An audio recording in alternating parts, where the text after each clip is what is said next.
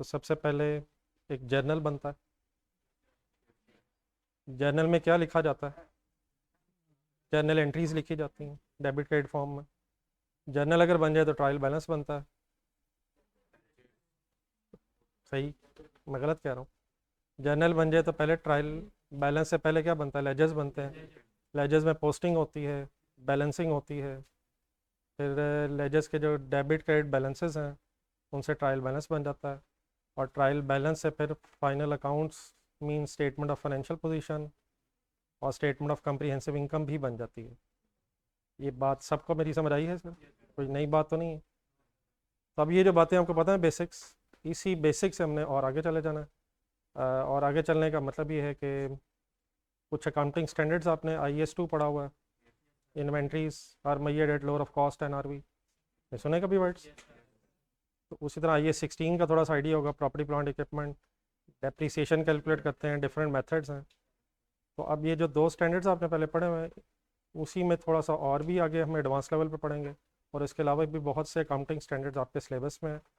कुछ accounting standards आप FAR के सब्जेक्ट में पढ़ लेंगे। फिर जो और अकाउंटिंग स्टैंडर्ड आ जाएंगे वो CPR का एक सब्जेक्ट है कैफ में। और फिर जो रिमेनिंग रह जाएंगे फिर फाइनल में। मीन्स ये जो आपने अब इंट्रो टू अकाउंटिंग की एक बेस बना ली है, इसी बेस से आपने आगे पहले FAR का सब्जेक्ट पढ़ना है, फिर कॉर्पोरेट रिपोर्टिंग का सब्जेक्ट पढ़ना है, और उसके बाद फिर फाइनल में अकाउंटिंग फाइनल लेवल पे आ जाएगी। तो एक जो बेस आपकी बन गई, उसी बेस से इंशाल्लाह हमने और आगे डिस्कशन करनी है। तो इनिशियली आज इस तरह से करेंगे कि आपको कुछ पेजेस डिस्ट्रीब्यूट हुए हैं। उसमें जो फर्स्ट पेज सिलेबस वाला, थोड़ा सा उस पेज को पढ़ने का मकसद ये है कि ज़रा टॉपिक्स के कम अज़ कम नाम हमारे सामने आ जाए। डेफिनेटली अभी उन टॉपिक्स की डिटेल में तो आज हम नहीं जाएंगे, आहिस्ता आहिस्ता ही जाएंगे, लेकिन कम अज़ कम जो हमारे सिलेबस में टॉपिक्स हैं एटलीस्ट उनके नामों से ज़रा हम फेमिलियर अगर हो जाए तो एक अच्छा ज़रा स्टार्टिंग पॉइंट बन जाएगा।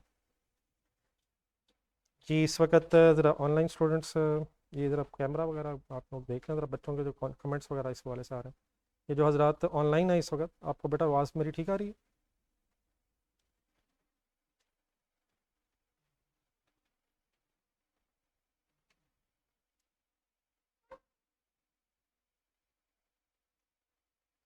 इन बच्चों को ज़रा थोड़ा सा गाइड भी करते हैं कि उन्हें रिस्पॉन्स कैसे देना और कहाँ देना।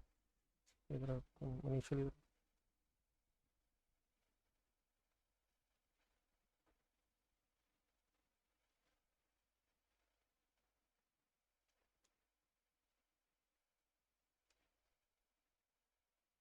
ये सेटिंग वगैरह अगर देखी नहीं, ये फिर बंद हो गई।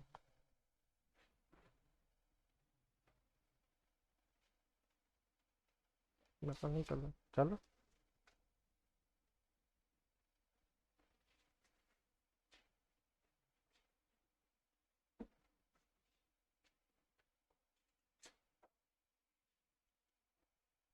मतलब ये सेटिंग वगैरह आप देख लेना, ये आवाज़ और इस तरह की प्रॉब्लम सुना। चलिए जी, काइंडली फर्स्ट पेज ज़रा अपने सामने रख लें, जिसमें ग्रेड बनी हुई है और सब्जेक्ट्स सॉरी टॉपिक्स के नाम लिखे हुए हैं। ऑनलाइन स्टूडेंट्स आपके साथ भी ये जो पेजेस हैं ये अभी शेयर कर देता हूँ मैं। हाँ जी, लेकिन मीनवाइल आप ज़रा आपकी स्क्रीन पे जो पेज चल रहा है उसके साथ साथ मेरे ज़रा फॉलो कर लें ज़रा। जी सब्जेक्ट का नाम क्या है जी? नहीं, FAR is an abbreviation of financial accounting and reporting. उसके थोड़ा सा आप नीचे आएंगे तो एक नंबर्स की ग्रिड बनी हुई है। तो उस नंबर्स की ग्रिड का तो भी हमें ज़रूरत नहीं है, जो टॉपिक्स हैं उनके तरह नामों की तरफ आते हैं। यहाँ स्पेसिफिक एग्जामिनेबल नॉलेज रेफरेंस लिखा हुआ है। आप अपना पेज सामने रखें जिनके पास है, पेन रख लें साथ, कुछ ना कुछ हाईलाइट कर लीजिएगा। सबसे पहले ज़रा एक जो लिस्ट बनी हुई है इसमें ज़रा ढूंढेंगे कोई ऐसा टॉपिक जो आपने पहले कोई नाम वगैरह सुना होगा, ज़रा ढूंढें ज़रा। मेरा ख्याल है 2 ढूंढने चाहिए आपको। ढूंढे ढूंढे ढूंढे। इन्वेस्टमेंट प्रॉपर्टी तो नहीं पड़ा होगा यार?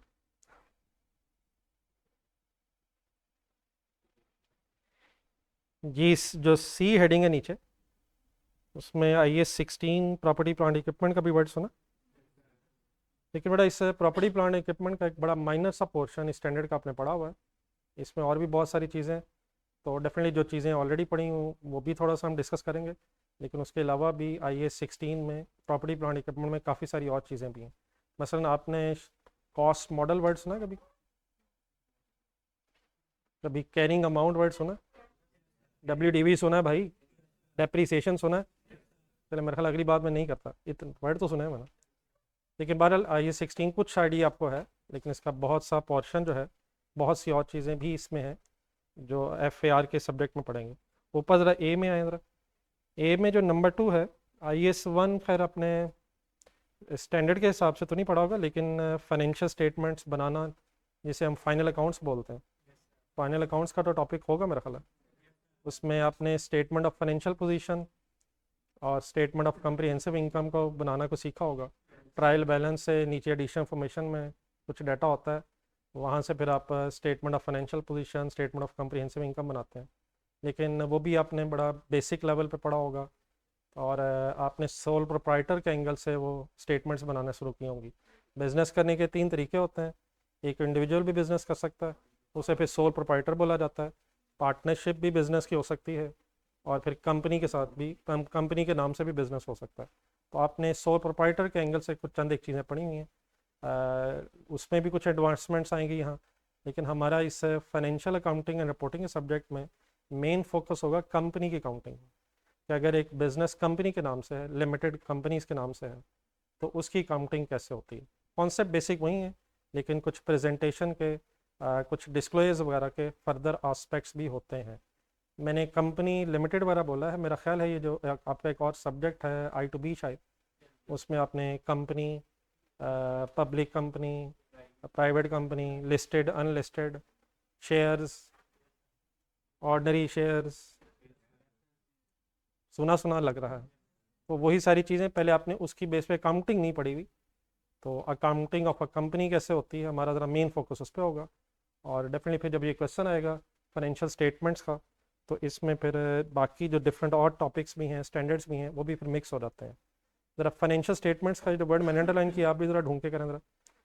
वैसे यहाँ लिखा हुआ है ब्रैकेट में, state SOFP means statement of financial position, SOPL means statement of profit and loss. लेकिन जब वर्ड फाइनेंशियल स्टेटमेंट्स बोला जाता है, तो इसमें वैसे 5 कंपोनेंट्स होते हैं।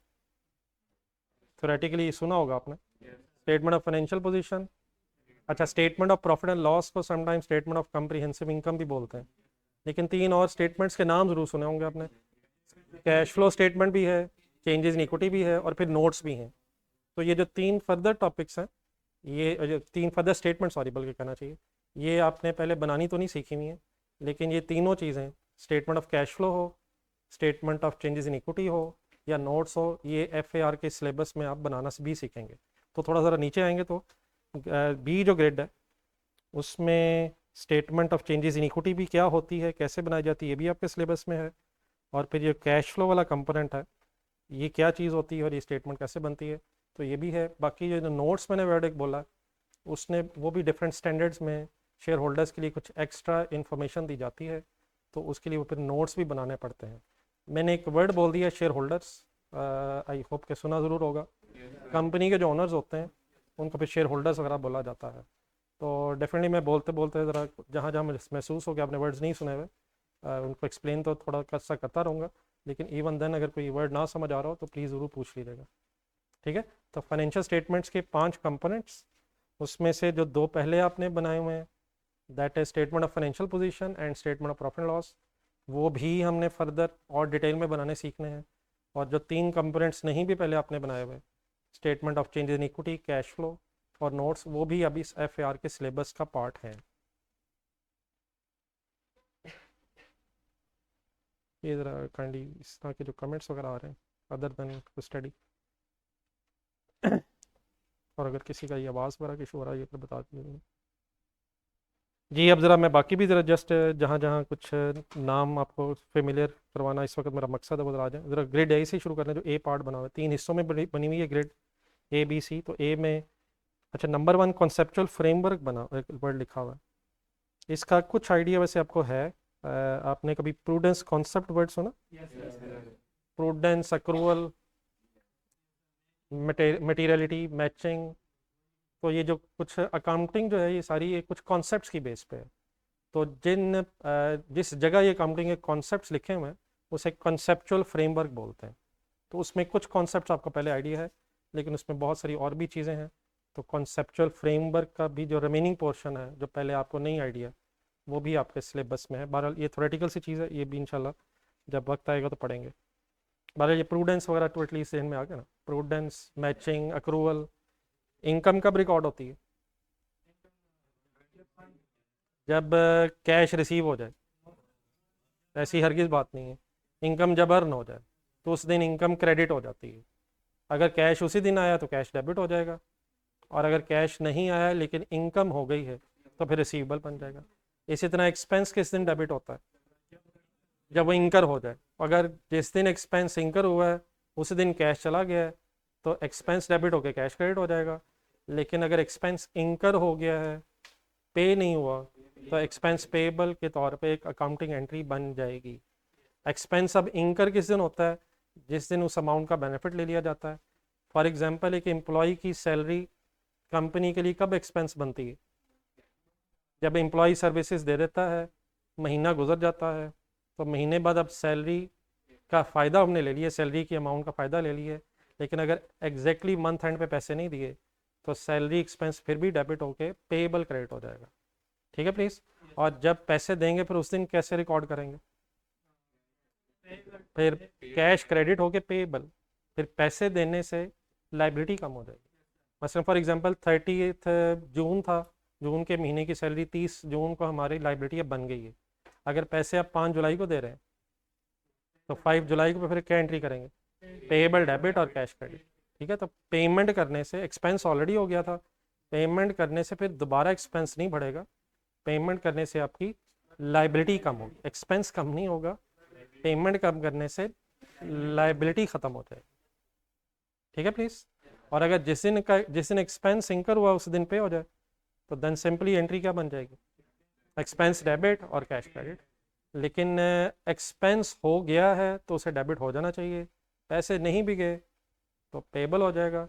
इनकम हो गई है तो अब उसे क्रेडिट हो जाना चाहिए, पैसे आ गए हैं तो ठीक है, नहीं आए तो रिसीवेबल के तौर पे, डेटर के तौर पे। डेटर वगैरह वर्ड सुना हुआ कभी? मैंने बहुत ज़्यादा तंग करना मेरा मकसद नहीं आज, लेकिन कुछ ना कुछ ज़रा आइडिया मुझे भी हो जाए कि क्या हम अकाउंटेंट्स इकट्ठे हुए हैं या नहीं।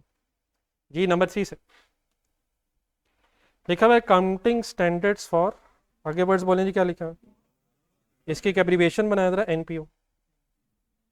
आखिरी जो वर्ड्स आए, not for profit organisation, non profit organisation की एक एब्रीविएशन है एनपीओ। वैसे तो शायद आपने जब अकाउंटिंग पढ़ी होगी, जहाँ तक आपने पढ़ी है पहले, तो आपने शायद इनिशियली यही सुना हो कि बिजनेसेस की काउंटिंग होती है। अकाउंटिंग बिजनेस उसके ओनर की होती है। बिजनेस क्या होता है? एक ऐसा वेंचर जिसका मकसद होता है कि हम प्रॉफिट कमाएं। तो बिजनेसेस प्रॉफिट के लिए होते हैं, तो डेफिनेटली वहाँ तो अकाउंटिंग होनी ही है, फाइनेंशियल स्टेटमेंट्स बनने ही हैं। लेकिन ये जो नॉन प्रॉफिट ऑर्गेनाइजेशंस हैं, नॉन प्रॉफिट ऑर्गेनाइजेशंस का मतलब ऐसी ऑर्गेनाइजेशंस जिनका मकसद प्रॉफिट कमाना नहीं है, जिनका मकसद सर्विसेज देना है। फॉर एग्जांपल कोई चैरिटेबल हॉस्पिटल है, कोई चैरिटेबल हॉस्पिटल का मतलब एक ऐसा हॉस्पिटल है जो डिज़र्विंग पेशेंट्स को सर्विसेज देने के लिए बनाया गया है। अब वहाँ मकसद प्रॉफिट कमाना तो नहीं है, लेकिन इवन देन वहाँ अगर कोई ट्रांजेक्शन्स हो रही हैं, एम्प्लॉयज़ हैं, उनकी सैलरी होगी, बिजली के बिल आएंगे, एसेट्स हैं तो उनकी काउंटिंग होनी है। तो नॉन प्रॉफिट ऑर्गेनाइजेशन में भी हिसाब तो रखना पड़ता है कि कितने एक्सपेंसेस हुए, कितने एसेट्स हैं, और अगर पैसे नहीं दिए तो लाइबिलिटीज़ कितनी हैं। तो उनकी भी फिर अकाउंटिंग के अलग रूल्स हैं। नॉर्मली तो हमारा सारा फोकस होता है कि बिजनेसेस की काउंटिंग कैसे होनी है, कंपनीज जो प्रॉफिट कमाना चाह रही हैं। लेकिन नॉन प्रॉफिट ऑर्गेनाइजेशन में भी अकाउंटिंग रिकॉर्ड्स बनाए जाते हैं, ताकि जिन लोगों ने पैसे दिए, क्या किसी नॉन प्रॉफिट ऑर्गेनाइजेशन को लोग पैसे दे रहे होंगे, डोनेशंस वगैरह दे रहे होंगे? अब जो पैसे दे रहे हैं उनको फिर बताना भी है कि वो पैसे कहाँ गए हैं। तो अकाउंटिंग की ज़रूरत जिस तरह बिजनेस ऑर्गेनाइजेशन में होती है, प्रॉफिट ऑर्गेनाइजेशन में होती है, इसी तरह नॉन प्रॉफिट ऑर्गेनाइजेशन में भी रिकॉर्ड्स बनाए जाते हैं, ताकि डिसाइड किया जा सके, देखा जा सके कि जो पैसे दिए लिए गए थे वो प्रॉपरली सही जगह पे वहीं यूज़ हुए हैं जहाँ लोगों ने कहे थे या नहीं हुए। तो रिकॉर्डिंग जब किसी नॉन प्रॉफिट ऑर्गेनाइजेशन की करते हैं तो उसके लिए भी फिर स्टैंडर्ड्स बने हुए हैं। तो इधर शुरू वाले अगर वर्ड्स पढ़े जाएँ तो लिखा हुआ है standards for accounting, standards for I cap ने जिस तरह अकाउंटिंग स्टैंडर्ड्स बनाए हुए हैं कंपनीज़ की काउंटिंग के लिए, इसी तरह नॉन प्रॉफिट ऑर्गेनाइजेशंस की अकाउंटिंग कैसे होती है उसके लिए भी स्टैंडर्ड्स बने हुए हैं। और इस पूरी अगर रो को इकट्ठा देखा जाए तो इसे ASNPO का भी लिख सकता हूँ मैं। एक सेकंड ASNPO का मतलब अकाउंटिंग स्टैंडर्ड्स फॉर, तो ये भी आपके सिलेबस का पार्ट है कि अगर कोई नॉन प्रॉफिट ऑर्गेनाइजेशन है तो उसके जो अकाउंटिंग स्टैंडर्ड्स हैं, उसके जो रूल्स हैं, वो क्या सेट हुए हैं ICAP के। तो उस हवाले से भी फिर इंशाल्लाह जब आप बड़े हो जाएंगे मीन्स अकाउंटिंग के हवाले से, जब हम थोड़ा सा ज़रा बिजनेस की अकाउंटिंग को ज़रा अच्छे तरीके से समझ लेंगे तो फिर नॉन प्रॉफिट ऑर्गेनाइजेशन की अकाउंटिंग भी करेंगे। बेसिक कॉन्सेप्ट्स वही होंगे, एक्सपेंस हो रहा है डेबिट ही होना है, एसेट आ रहा है तो डेबिट ही होना है, लाइबिलिटी बढ़ी तो क्रेडिट ही होना है। बेसिक कॉन्सेप्ट्स वही हैं, जस्ट कुछ प्रेजेंटेशन के और फिगर्स को लिखने के तरीक़ों में थोड़ा सा डिफरेंस इसलिए है क्योंकि उनका मेन मकसद प्रॉफिट कमाना नहीं होता है, तो थोड़ा सा फॉर्मेटिंग वगैरह का इशू डिफरेंट होगा। अदरवाइज बेसिक कॉन्सेप्ट्स का इंशाल्लाह इशू नहीं है। ये ज़रा आवाज़ के इश्यूज जो मेरे सामने आ रहे हैं हाँ बताते रहें फिर आप। और क्या वजह था इनका स्पेसिफिक इशू? जी मेरी इस बात में जहाँ तक मैंने कुछ किया कोई कन्फ्यूजन? चलें सेकंड फिर दूसरा हिस्सा, preparation of statement of changes in equity and cash flow एक मेन हेडिंग है। उसमें दो तो स्टेटमेंट्स वही आ गई जो अभी मैंने दिखाई हैं। अब ये जो IAS लिखा हुआ है, बल्कि IAS का ऊपर भी IAS 1 लिखा हुआ था, IAS स्टैंड फॉर, थोड़ा सा आइडिया होना चाहिए वैसे, लिख लें ज़रा सा, इंटरनेशनल अकाउंटिंग स्टैंडर्ड।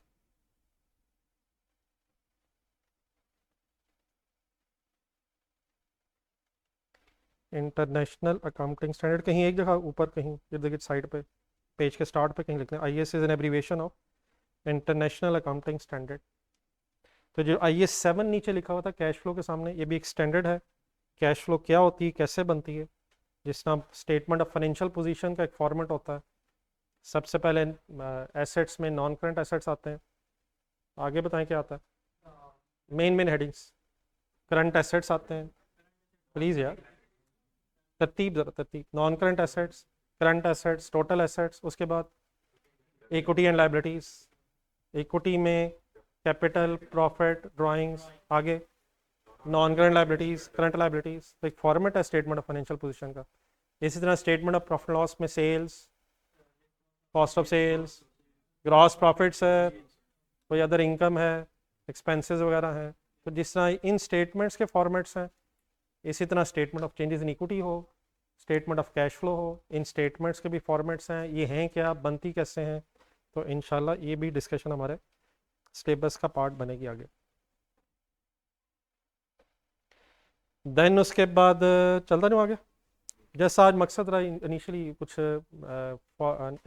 आप कह रहे टॉपिक्स के नाम है जी, IAS 8 एक है, 3 इसमें वर्ड्स लिखे हुए हैं, accounting policy, changes in accounting estimates and errors. तीन तरह की चीज़ों का हम ट्रीटमेंट डिस्कस करेंगे स्टैंडर्ड में।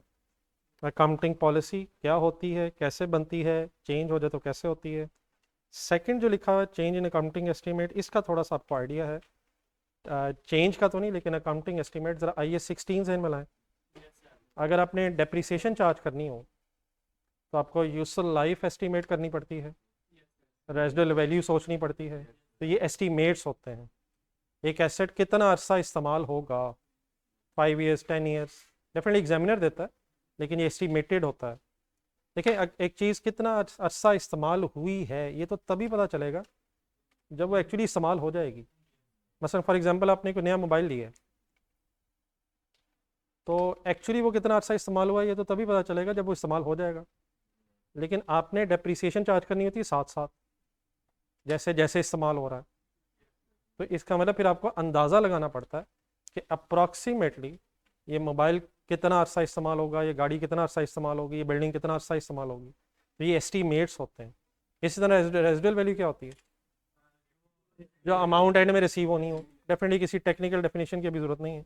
Amount expected to be obtain at the end of the useful life, जब इसकी लाइफ ख़त्म हो जाएगी तो ये व्हीकल, ये बिल्डिंग, ये मशीनरी वगैरह कितने की बिक जाएगी।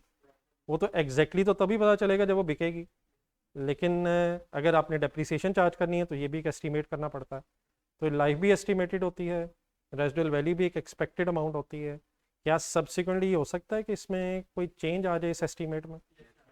एक एस्टीमेट है, ठीक है, हम कोशिश तो पूरी करेंगे कि बेस्ट एस्टीमेट हो जाए, लेकिन फ्यूचर को कोई भी प्रिडिक्ट नहीं कर सकता है, चेंजेस आ सकती हैं। तो अगर कोई एस्टीमेट्स में चेंज आ जाए तो हम अकाउंटेंट फिर उसे चेंज कैसे करेंगे, ये भी आइए सेट का स्कोप में आएगा, चेंज इन अकाउंटिंग एस्टीमेट। इसी तरह आगे लिखा हुआ एरर। एज एन अकाउंटेंट हम जब भी वर्किंग करते हैं हम पूरी कोशिश करेंगे कोई इंटेंशनल एरर ना हो, लेकिन इंसान है, इंसान है सर अल्हम्दुलिल्लाह, गलती हो सकती है। और ये भी हो सकता है गलती हुई और पता भी नहीं चली और पिछला साल से अगला साल आ गया। फॉर एग्जांपल सेल थी, कोई सेल हुई थी 5 मिलियन, लेकिन लिखते हुए एक ज़ीरो कम हो गया। हाँ, अगर उसी वक्त पता चल जाए कि ये क्या हुआ तो फ़ौरन ठीक कर लेंगे, लेकिन बहुत सी ट्रांजेक्शन्स होती हैं रियल लाइफ में। तो अगर कोई फिगर फॉर एग्जांपल ओवरलुक हो गई है, 5 लाख लिखा रह गया और उस साल नहीं पता चला, किसी अगले साल में जाके दोबारा पिछले रिकॉर्ड वैसे ही नज़र में आए और ये एरर हाईलाइट हो गया, तो अगर पिछले सालों में कोई एरर हुआ हो, किसी नेक्स्ट ईयर में जाके डिस्कवर हो, तो क्या उसे ठीक करना चाहिए? गलती अगर कभी भी पता चले ठीक तो होनी चाहिए, लेकिन how to correct the prior errors, पिछले सालों में अगर कोई एरर हो जाए तो फिर वो कैसे ठीक होता है, ये भी इंशाल्लाह IAS 8 में डिस्कस करेंगे। अगर तो फॉर एग्जांपल आपसे कोई खुदा ना खास्ता कोई एरर हुआ और इसी साल पता चल जाए तो इंशाल्लाह आप ठीक करके फाइनेंशियल स्टेटमेंट्स बना लेंगे। लेकिन अगर एरर हुआ, फाइनेंशियल स्टेटमेंट बन गई, शेयर होल्डर्स तक भी पहुंच गई, लेकिन किसी नेक्स्ट अकाउंटिंग ईयर या उससे अगले सालों में जाके पता चला कि पिछले साल की फाइनेंशियल स्टेटमेंट्स में तो एरर्स हैं, तो ठीक तो उसे भी होना चाहिए, लेकिन कैसे ठीक होना चाहिए? क्या उसी साल ठीक होना चाहिए, उसी साल की फिगर्स में जिस साल पता चला? उस साल की फिगर्स को तो ठीक नहीं ना होना चाहिए जिस साल पता चला है, इस साल की फिगर्स को ठीक होना चाहिए जिस साल हुआ है। तो अब अगले सालों में जाके पिछले सालों की फिगर्स को कैसे ठीक करें? तो इंशाल्लाह वो रीस्टेट कैसे होता है वो भी IAS 8 में डिस्कस करेंगे। मीन्स उसे कुछ आइडियाज़ आप लोगों को हैं, लेकिन बेसिक से अब हमने आहिस्ता आहिस्ता आगे जाना है। ठीक है प्लीज़।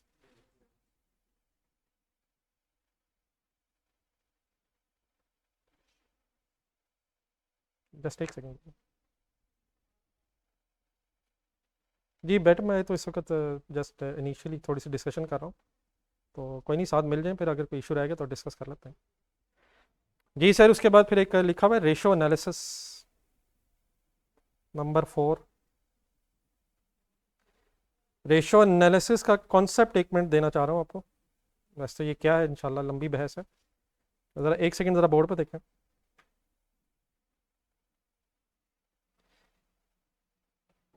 जब कंपनीज की फाइनेंशियल स्टेटमेंट्स बन जाती हैं, कंपनीज की फाइनेंशियल स्टेटमेंट्स बन जाती हैं, तो फिर उन फाइनेंशियल स्टेटमेंट्स की बेस पे शेयर होल्डर्स डिसीजन लेते हैं। हम अकाउंटेंट्स ये जो फाइनेंशियल स्टेटमेंट्स बनाते हैं ये अपने लिए नहीं बनाते। फाइनेंशियल स्टेटमेंट बनाता कौन है? हम अकाउंटेंट्स बनाएंगे, लेकिन ये किसके लिए बना रहे हैं? हम यूज़र्स के लिए बनाते हैं। यूज़र्स वर्ड आपने सुना होगा। बैंक्स भी यूज़र्स हैं, कस्टमर्स भी हैं, लेंडर्स भी हैं, सप्लायर्स भी हैं, गवर्नमेंट भी है, लेकिन सबसे इंपॉर्टेंट यूज़र बिजनेस का ओनर होता है, शेयर होल्डर। अगर कंपनी की बात करें तो शेयर होल्डर्स हैं।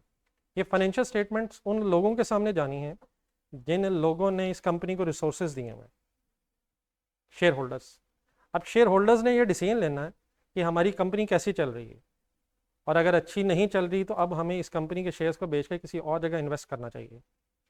फिर कुछ ऐसे भी हो सकते हैं लोग जिन्होंने अभी इन्वेस्टर बनना है, जिन्होंने किसी कंपनी के शेयर होल्डर बनना है, वो क्या करेंगे, डिफरेंट कंपनीज की फाइनेंशियल स्टेटमेंट्स को सामने रखेंगे और देन फिर देखेंगे कौन सी कंपनी सबसे बेस्ट है, सबसे अच्छा प्रॉफिट है, सबसे ज़्यादा डिविडेंड्स दे रही है। डिविडेंड वर्ड सुना कभी? कंपनी जो रिटर्न देती है अपने शेयर होल्डर्स को। तो फिर वो अकॉर्डिंगली शेयर होल्डर्स डिसीजन लेते हैं कि किस कंपनी में इन्वेस्ट करना चाहिए।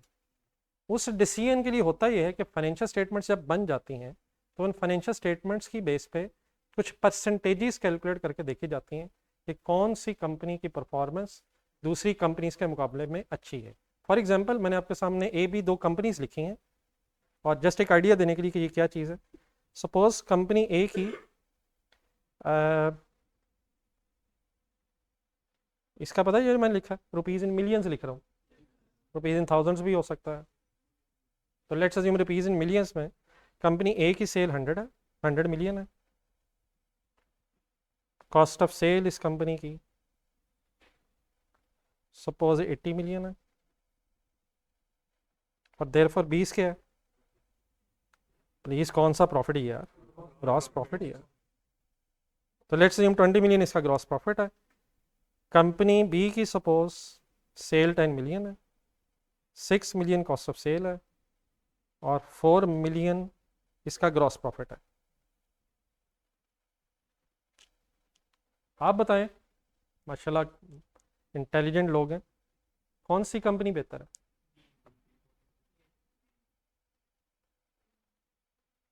प्लीज़, क्या मैं डॉक्टर से मुखातिब तो नहीं हूँ? प्लीज़ सर, सी ना कह दीजिएगा प्लीज़। प्लीज़ प्लीज़ प्लीज़ जी, ऑनलाइन स्टूडेंट्स आपका क्या ख्याल है? A B? और यार ए यार कमाल हो गया, 20 कहाँ 20 मिलियन यार, क्या हो गया? और कहाँ 4 मिलियन? जी जी जी जी जी जी जी जी जी, सही है वर्ड्स मेरे, सही है वर्ड्स मेरे, कि कहाँ 20 मिलियन और कहाँ 4 मिलियन। ये बात तो डॉक्टर साहब भी कर सकते हैं। नहीं हाँ, वही मैं कह रहा हूँ, ये बात जो मैंने की है इसके लिए तो अकाउंटेंट होने की ज़रूरत नहीं है, तो बात डॉक्टर साहब भी कर लेंगे। लेकिन माशाल्लाह आप अकाउंटेंट्स हैं, आप सिर्फ 20 और 4 नहीं देख रहे। इसका मतलब अमाउंट से सब कुछ नहीं पता चलता, इनका रिलेशनशिप भी आइडेंटिफाई करेंगे तब सही पता चलता है। यकीनन 20 मिलियन कमाया गया है, लेकिन 100 मिलियन सेल के अगेंस्ट। कैलकुलेटर्स हैं? होंगे होंगे होंगे होंगे, मोबाइल नहीं सर। आज अगर नहीं भी है तो काइंडली कोशिश करें, कल कैलकुलेटर और अकाउंटेंट कैलकुलेटर के बगैर कुछ भी नहीं है। अगर कभी रास्ते में आते हुए याद आए कि यार मोबाइल घर रह गया, तो कोई मसला नहीं है, इंशाल्लाह वो वापस जाके ले लेंगे। लेकिन अगर कैलकुलेटर रह जाए तो वो मुनासिब नहीं है। तो इंशाल्लाह कल से कैलकुलेटर ज़रूर होपफुली आपके हाथ में होगा। एक छोटी सी आप लोग वर्किंग कर रहे हैं होपफुली, जिसकी बेस पे आप बी कह रहे थे, आप सही कह रहे थे, बी कह रहे थे आप लोग, लेकिन आप जो बी कह रहे थे उसकी वजह क्या थी? आप ग्रॉस प्रॉफिट का कंपैरिजन सेल से कर रहे थे, या पता ही नहीं चला इस बात का? पता चला होगा ना यार। तो आपने क्या किया बेसिकली, वो मैं ज़रा सॉल्व करवाना चाह रहा हूँ। 20 लिखें कैलकुलेटर पर, डिवाइड बाय 100, तो ये 20% आ रहा है। 20/100 इंटू 100 वो परसेंटेज वाला। तो gross profit of the company is 20% of sales. अब ये मैंने क्या किया, मैंने एक रेशो निकाली है, it is called as gross profit ratio. यही काम अगर मैं कंपनी बी में करूं तो आप बोलें फिगर्स क्या उठाऊं? नहीं, फिगर्स क्या लूं? 4 डिवाइडेड बाय 10 इंटू 100 हम परसेंटेज के लिए कर रहे हैं, सॉरी। 4 डिवाइड बाय 10 इंटू 100, तो इसका आंसर क्या है? तो इन परसेंटेजेस को निकाल के हमें फिर क्या फ़ायदा हुआ? हमारा ज़रा एनालिसिस आसान हो गया, हमें अब ये पता चलना ईजीली समझ आ रहा कि ठीक है, अमाउंट्स में तो कंपनी ए ज़्यादा लग रही है, लेकिन उसने अपनी सेल के मुकाबले में जस्ट 20% कमाया है, और कंपनी बी ने अपनी सेल्स के मुकाबले में 40% कमाया है। तो which company is better? Company B. और ये डिसीजन लेते हुए हमने एक रेशो कैलकुलेट की है। इसी तरह की बहुत सी रेशोज़, मेरा ख्याल है मे बी 25-30 रेशोज़, ये सारी रेशोज़ इसलिए कैलकुलेट की जाती हैं ताकि कंपनीज़ का रेशो एनालिसिस करके डिसीजन मेकिंग की जा सके। ठीक है, कुछ समझ आ गई बात मेरी? तो what is objective of this ratio analysis, जो आपका टॉपिक लिखा हुआ है, कि कंपनीज़ की फाइनेंशियल स्टेटमेंट्स को आप दूसरी कंपनीज़ की फाइनेंशियल स्टेटमेंट से कंपेयर करके ये डिसीजन लें कि कंपनीज़ की परफॉर्मेंस इस साल कैसी रही, ख़राब हुई या अच्छी हो गई या इम्प्रूव हो गई है। दो तरह से एनालिसिस किया जाता है। एक company for example Honda limited है, कार मैन्युफैक्चरिंग कंपनी, उसका कंपैरिजन आप पिछले सालों के साथ भी करेंगे कि पिछले साल के मुकाबले में परफॉर्मेंस कैसी रही, और फिर ये भी करेंगे आपके होंडा लिमिटेड का कंपैरिजन बाकी कार मैन्युफैक्चरिंग कंपनी से भी करेंगे, और देखेंगे कि होंडा लिमिटेड का दूसरी कंपनीज के मुकाबले में इसका परफॉर्मेंस ड्यूरिंग द ईयर कैसी रही है। तो ये सारा काम इन्वेस्टर्स करते हैं, और इसका मकसद ये होता है कि कंपनी की परफॉर्मेंस को एक दूसरे के साथ कंपेयर करके डिसीजन मेकिंग की जा सके। जी, आई होप कि मैं कुछ समझा सका हूँ। Any confusion? बाकी मैंने जस्ट आइडिया देने के लिए एक रेशो आपको बताइए, इस तरह की और भी काफ़ी सारी रेशोज़ आपके सिलेबस का पार्ट है। जी सबको पता है जी, प्लीज़ कंपनी बी ही बेहतर थी जी। ऑनलाइन स्टूडेंट्स आपसे पूछो, एनी कन्फ्यूजन जी? चलें फिर आगे चलें जी। फिर उसके बाद जो सी हेडिंग है उसमें कुछ नॉन करंट एसेट्स हैं। IAS 16 का तो थोड़ा सा आपको आइडिया है, प्रॉपर्टी प्लांट इक्विपमेंट। फिर एक IAS 20 है जी। हेडिंग में ज़रा ढूंढने एक वर्ड, गवर्नमेंट ग्रांट। अगर किसी से लोन लें, अगर किसी बैंक से लोन लें तो एंट्री बताएंगे सर? एंट्री की बात कर रहा हूँ सर, एंट्री ही गेम है सर। लोन लिया है, एंट्री बताएं। Cash debit, loan credit, liability है। Loan payable credit, cash debit, loan payable credit. अब यहाँ वर्ड लिखा है ग्रांट। यकीन आपके लिए वर्ड नया होगा लेकिन शायद कहीं जिंदगी में सुना हो। लोन और ग्रांट में कोई डिफरेंस होगा? हाँ जी, मेन मेन फर्क क्या होगा? लोन लाइबिलिटी है, या इन अदर वर्ड्स लोन के पैसे वापस करने होंगे। लेकिन अगर किसी ने पैसे ग्रांट के तौर पे दिए तो वो असूलन वापस नहीं करने होंगे। हाँ जी, वो भी मैं एक मिनट आता हूँ। अब इसके साथ, अब फॉर एग्जांपल आपको कोई पैसे दे और कहे है ग्रांट लेकिन वापस कर देना, तो उसे कहना भाईजान मैं समझ गया हूँ, आप इसे ग्रांट ना कहें, ये लोन ही है। तो जस्ट नाम बदलने से फ़र्क नहीं पड़ रहा। ग्रांट उस अमाउंट को कहेंगे जो आपने रीपे नहीं करनी।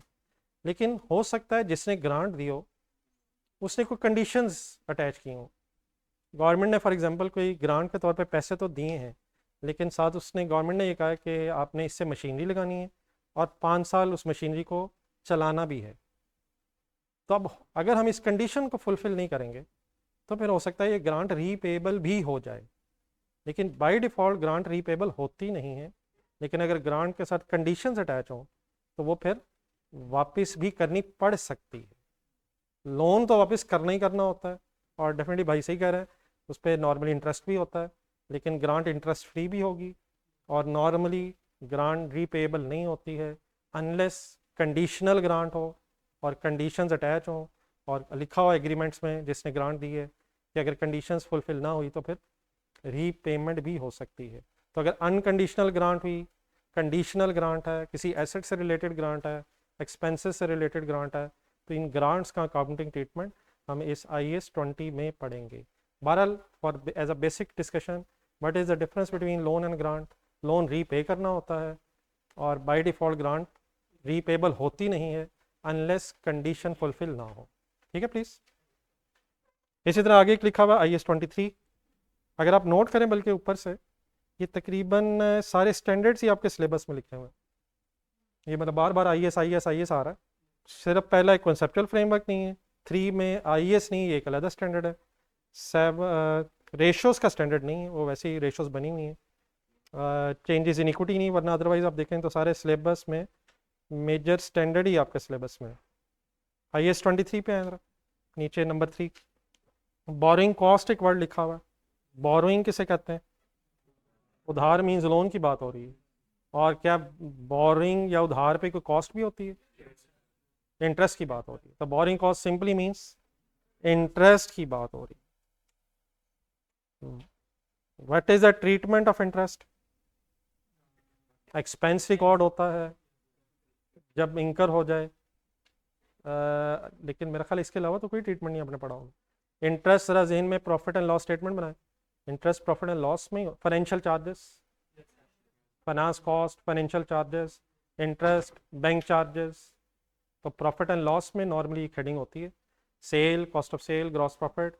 अदर इनकम के बाद admin, admin expenses, selling expenses, financial charges, finance cost या फाइनेंशियल चार्जेस, उसी में interest on borrowings, interest on loan, sometime bank charges भी होते हैं। तो borrowing cost simply means interest, financial charges की बात हो रही है। एक इसकी एक्सेप्शन भी है, एक्सपेंस डेबिट होने की बजाय कैपिटलाइज हो सकता है, लेकिन मेरा ख्याल आपने वो पहले नहीं सुना होगा। या IAS 23 में हमने ये पढ़ना है। Normally what is the double entry of interest? Interest expense debit, cash या पेबल क्रेडिट। कैश चला गया तो ओके, लेकिन अगर इंटरेस्ट ड्यू हो गया, पे नहीं हुआ, तो एक लाइबिलिटी बन जाएगा। लेकिन बहरहाल इसमें काफ़ी और डेप्थ भी आएगी, तो वो इंशाल्लाह IAS 23 में डिस्कस होगी। उसके बाद एक इम्पेयरमेंट का कॉन्सेप्ट है, ये आपके लिए बिल्कुल नई चीज़ है, तो इस वक्त ये शायद अभी समझाना भी मुश्किल है। डेप्रिसिएशन तो आपको आइडिया है, लेकिन एक इम्पेयरमेंट भी एक बिल्कुल नई चीज़ आपके लिए। उस तरह IAS 40 में एक इन्वेस्टमेंट प्रॉपर्टी लिखा हुआ है, ये भी आपके लिए नई चीज़ है। बिल्डिंग अगर यूज़ के लिए हो, तो बिल्डिंग है जो फैक्ट्री में यूज़ हो रही है, फैक्ट्री के तौर पे यूज़ हो रही है, हेड ऑफिस के तौर पे यूज़ हो रही है, अगर कोई बिल्डिंग यूज़ हो रही है तो वो प्रॉपर्टी प्लांट एंड इक्विपमेंट है। लेकिन अगर आपने कोई बिल्डिंग ख़रीदी है इस मकसद के लिए कि जब वो उसकी प्राइस ज़्यादा होगी, प्लॉट ख़रीदा है, बिल्डिंग ख़रीदी है, महंगी होगी तो बेच दूंगा, तो फिर ऐसी बिल्डिंग, ऐसा प्लॉट, ये प्रॉपर्टी प्लांट इक्विपमेंट नहीं कहलाता, फिर ये इन्वेस्टमेंट प्रॉपर्टी। इन्वेंट्री तब होगी अगर ख़रीदी ही बेचने के लिए, बिल्डिंगें बेच खरीद के आपके प्रॉपर्टी डीलर है, बिल्डिंगें खरीद के बेचना आपका कारोबार है। लेकिन एक है फॉर एग्जांपल आप कोई मैन्युफैक्चरिंग बिजनेस है, एक्स्ट्रा पैसे थे आपके पास, आपने किसी प्लॉट में इन्वेस्ट कर दिए और आपका प्लान है कि इंशाल्लाह जब कीमतें चढ़ेंगी तो बेच दूंगा, तो ये फिर इन्वेस्टमेंट प्रॉपर्टी है। अगर तो प्रॉपर्टियाँ ख़रीद के बेचना ही आपका कारोबार है, फिर इन्वेंट्री है। ये बात भाई ने बड़ी अच्छी की है, वैसे पता है सबको इन्वेंट्री इन्वेंट्री इन्वेंट्री किसे कहते हैं? अगर मशीन आप यूज़ कर रहे हैं तो फिर वो प्रॉपर्टी प्लांट एंड इक्विपमेंट है, IAS 16। लेकिन अगर मशीनें ख़रीद के बेचना आपका बिजनेस है तो इन्वेंट्री है। तो वो ये नहीं कि इन्वेंट्री छोटी सी कोई चीज़ होती है, कोई भी चीज़ अगर आप इस नीयत से ख़रीद रहे हैं कि मैंने बेचनी है, वो स्टॉक है, इन्वेंट्री है, IS 2 है। इस्तेमाल के लिए ख़रीद रहे हैं तो प्रॉपर्टी प्लांट इक्विपमेंट है। लेकिन अगर कीमतों के लिए कैपिटल अप्रिसिएशन या किराए पे देना मकसद है, तो मैं जस्ट एक आइडिया दे रहा हूँ, ये फिर इंशाल्लाह खुल के बात करेंगे। तो पर्पज़ अगर बदल रहा है तो, और पर्पज़ में अब आ गया कि किराए पे देना है, मैंने बिल्डिंग किराए पे दे के फ़ायदा लेना है, या बिल्डिंग महंगी होगी तो बेचूंगा, प्लॉट इसी मकसद से। तो लैंड या बिल्डिंग अगर आपने रेंट के लिए या इसलिए लिया है कि आप कीमतें बढ़ें तो बेचेंगे, तो फिर उसे इन्वेस्टमेंट प्रॉपर्टी कहते हैं जी। नहीं, टाइम ड्यूरेशन नहीं, कैपिटल आपका मेन बिजनेस ये नहीं है, आपका बिजनेस मैन्युफैक्चरिंग है, ट्रेडिंग है, एक्स्ट्रा पैसों से आपने कोई प्रॉपर्टी खरीद ली है और इस मकसद के लिए या तो किराए पे दूंगा या इसकी कीमतें बढ़ेंगी तो फिर बेचूंगा। अगर कारोबार ही बिल्डिंगें खरीद के बेचना है, वो फिर IS 2 लगेगा, ठीक है। लेकिन बहरहाल इंशाल्लाह डेप्थ में चलेंगे। आखिर में नंबर 6 में एक IAS 41 लिखा हुआ है, एग्रीकल्चर। तो एग्रीकल्चर का कॉन्सेप्ट ये है कि अगर फॉर एग्जांपल कोई फार्म हाउस है, तो बड़ा सा कोई फार्म हाउस है जिसमें एनिमल्स की ब्रीडिंग करवाई जा रही है, आजकल तो इस तरह का भी कारोबार काफ़ी बढ़ते जा रहे हैं। तो अब अगर किसी कंपनी का बिजनेस ही ये है कि वो उसका एनिमल ब्रीडिंग, समझ लें प्लीज़, बड़े बड़े ये ख़ास तौर पे अगर पाकिस्तान में, तो खैर जो लोग देही इलाकों से उन्हें आइडिया होगा, बहुत सारी गायें पाली हुई हैं, मे बी के मिल्क उनसे लेना हो, ये भी पॉसिबल है कि आपने मीट लेके एक्सपोर्ट उसे करना हो। तो अगर कोई फार्म हाउस है जिसमें लिविंग एनिमल्स, इसी तरह प्लांट्स हैं, फसलें उगाई हुई हैं, दरख्त उगाए हुए हैं, बाग लगाए हुए हैं, तो अगर कोई कंपनी जिसका इस तरह का बिजनेस हो, तो वो फिर अपनी काउंटिंग कैसे करेगी उन एनिमल्स की, उन प्लांट्स की, तो ये IAS 41 में डिस्कस होगा। क्या वो मेरे गुस्से से देख रहे हैं आप? एनिमल्स, प्लांट्स, आप किस बिजनेस, आप किस कंपनी में जॉब करना चाहेंगे? नहीं, जहाँ सैलरी अच्छी होगी, और अच्छी का मतलब ज़्यादा होगी, बहुत ज़्यादा होगी। तो अगर कोई ऐसा बिजनेस होगा जो एग्रीकल्चरल एक्टिविटी में इन्वॉल्व है और सैलरी अच्छी दे रहा है, तो इंशाल्लाह आपने वहाँ पहुँच जाना है। लेकिन वहाँ पहुँच के फिर ये भी पता होना चाहिए ना कि आप उन लिविंग एनिमल्स और प्लांट्स की अकाउंटिंग कैसे करनी है, तो इसका कॉन्सेप्ट भी होना चाहिए ना सर। तो आपका पता नहीं चलना है, जहाँ इंशाल्लाह आपको अच्छा मौका मिलना है आपने वहाँ चला जाना है, ना आपने पाकिस्तान में रहना है, जहाँ मौका मिलना है आपने वहाँ निकल जाना है। तो जहाँ पहुँचेंगे वहाँ फिर जैसे जैसे आपको जो चीज़ों की ज़रूरत पड़ेगी, वो सारी चीज़ें ICAP चाहता है कि आपको पहले ही आती हों, और ताकि आप अप्लाई कर सकें, ठीक है सर। तो ये थोड़ा सा मैंने चाहा कि आपको सिलेबस के हवाले से ज़रा इंट्रोड्यूस कर दूँ। कोई मेरी बात में कोई इनिशियली कन्फ्यूजन अगर रह गई हो तो प्लीज़ ऑनलाइन स्टूडेंट्स आप भी, और अगर आपके जहन में कोई क्वेश्चन आता है। बाकी सर CA के हवाले से अब आपने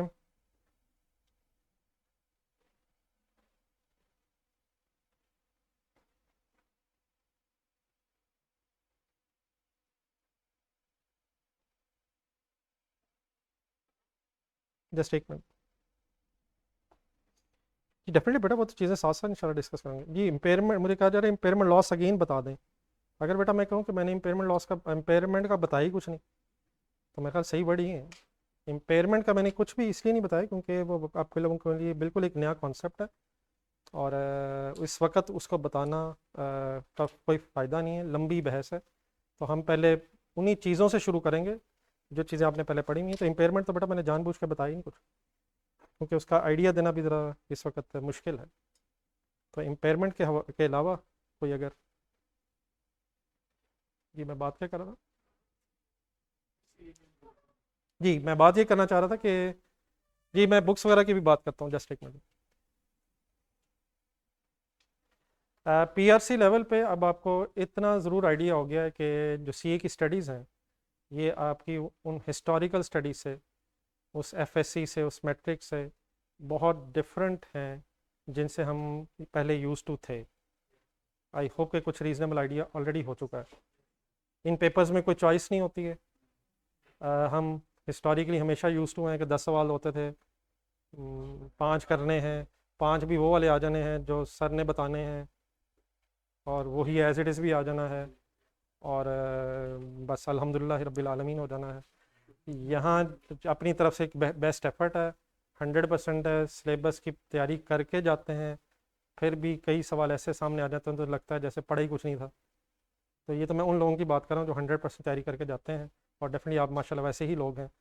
तो 100% एफर्ट करने के बावजूद भी पासिंग मार्क्स कितने हैं, एग्जामिनर के पासिंग मार्क्स कितने हैं? 50% है।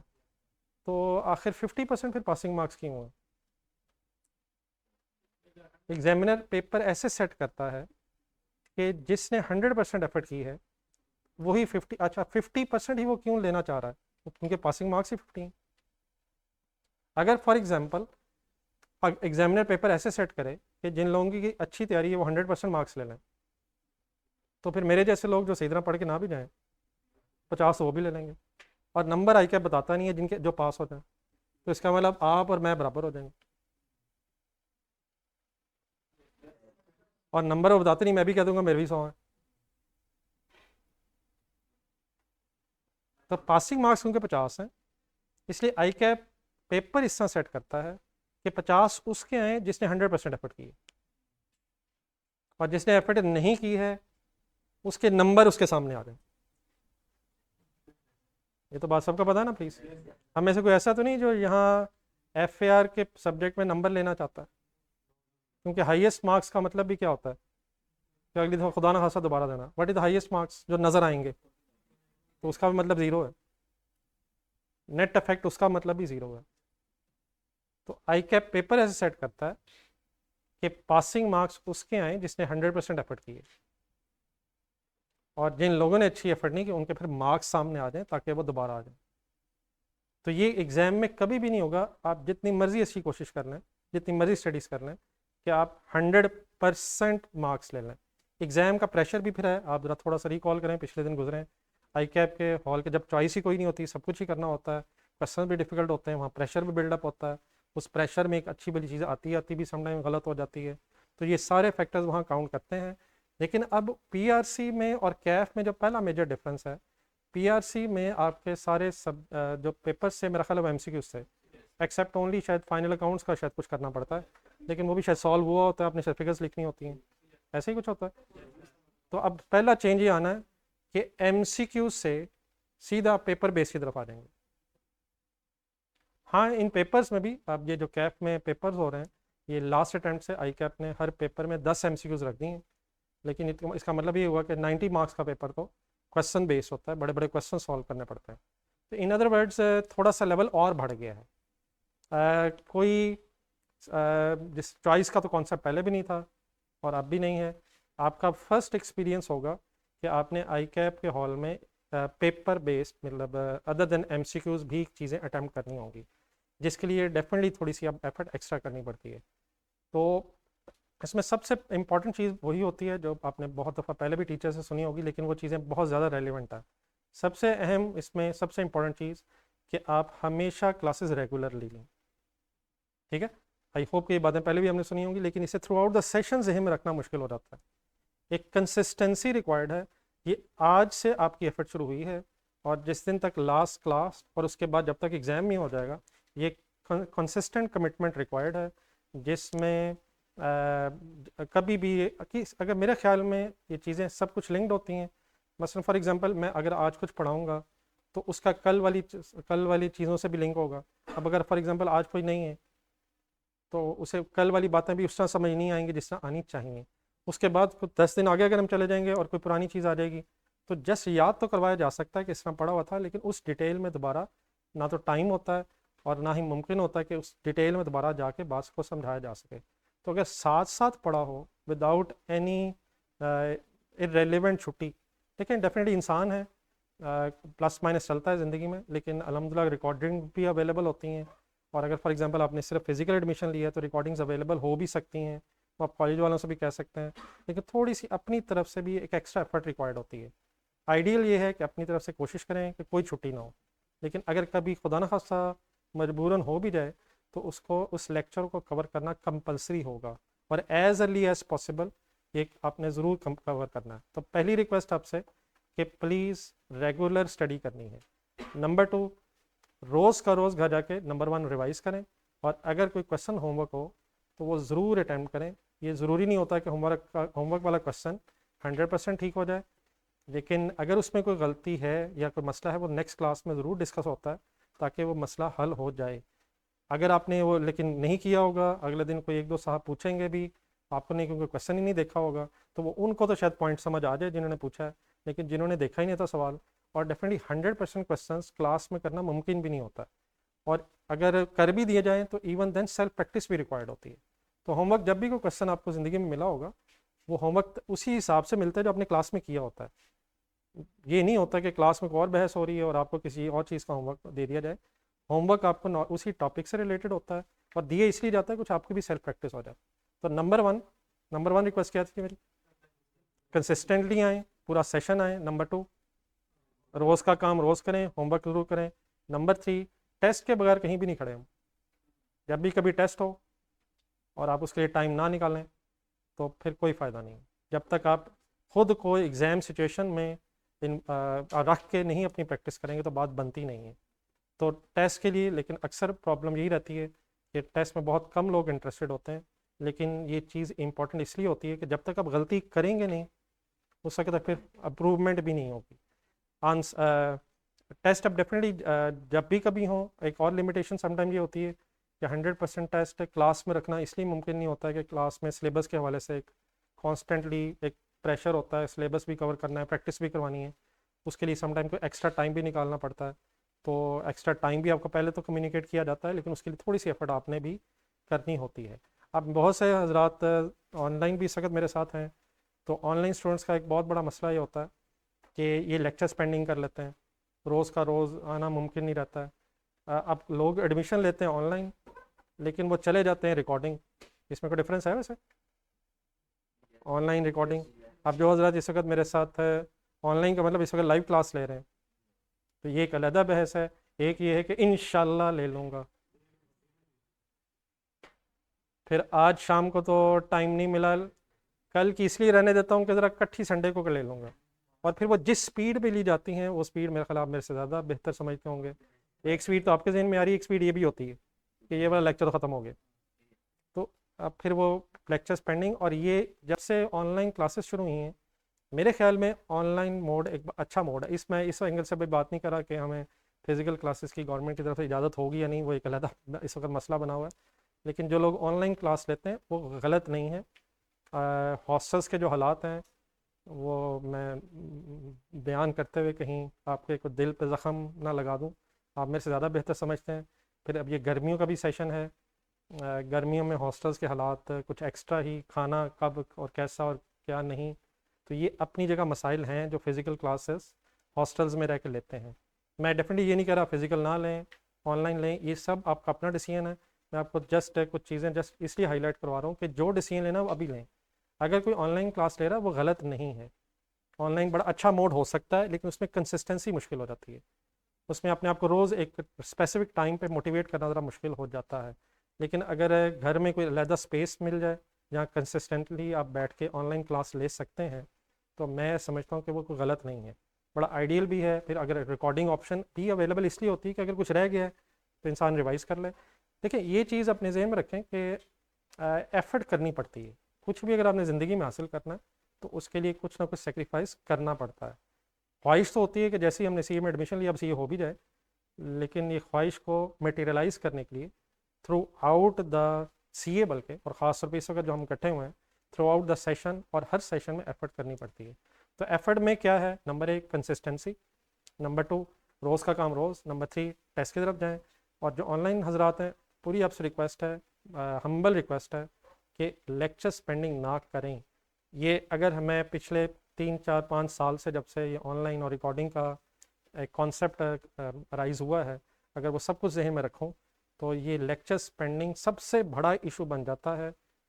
ये मेजॉरिटी का मसला बन जाता है। इवन जो हजरत फिज़िकल भी आ रहे होते हैं, वो शुरू में कुछ दिन अच्छा लगा मुझे, आज काफ़ी सारे हजरात टाइम पे आए, लेकिन फिर भी आज मेरी तरह कुछ कुछ मैंने 10 15 मिनट एक्स्ट्रा लगा दिए कुछ आप। तो क्लास भी अच्छा, क्लास में जो मैंने कहा आएँ कंसिस्टेंटली, टाइम पे भी आएँ, टाइम पे भी आएँ और पूरा टाइम हिम्मत करें।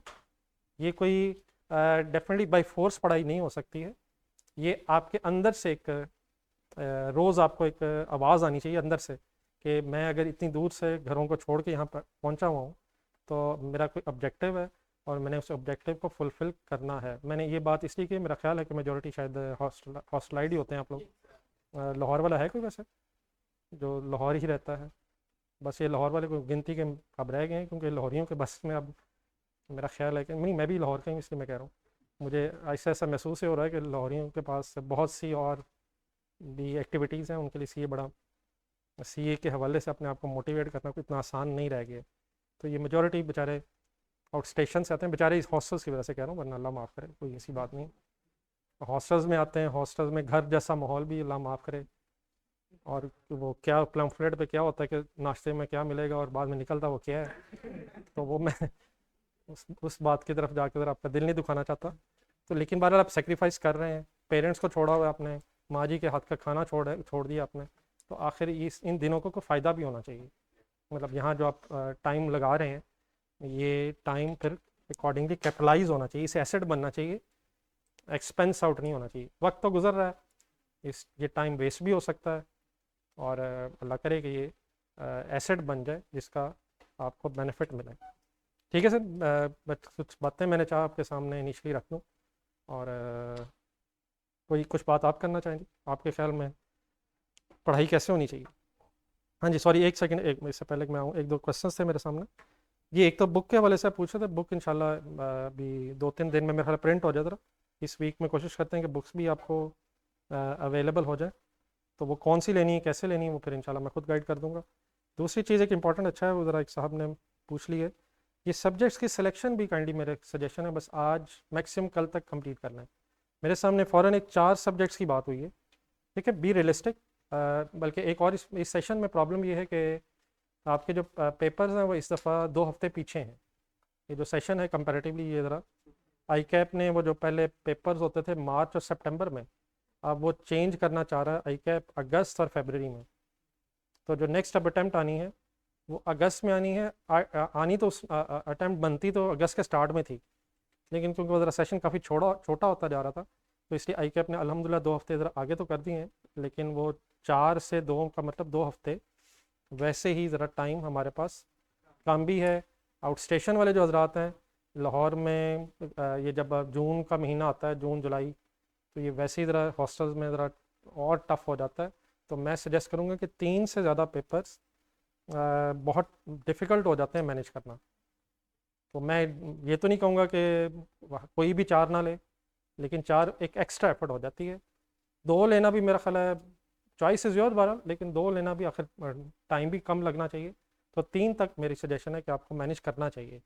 तो ये कौन से 3, अगर आपने पीआरसी के फ़ौरन बाद आप आ रहे हैं, जो मेरा ख्याल है कि मेजॉरिटी है, तो इसमें कौन से 3, एक तो अकाउंटिंग के साथ टैक्स ले रहे होंगे मोस्ट प्रॉब्ली आप, बाकी आपकी वो चॉइस है, आपने डाटा की तरफ जाना है या लॉ की तरफ आना है, उसमें डेफिनेटली आप जैसे चूज़ करना चाहें, उसमें कोई मसला नहीं है। मेरा ख्याल है वैसे डाटा ज़रा कंपैरेटिवली कम है लॉ से।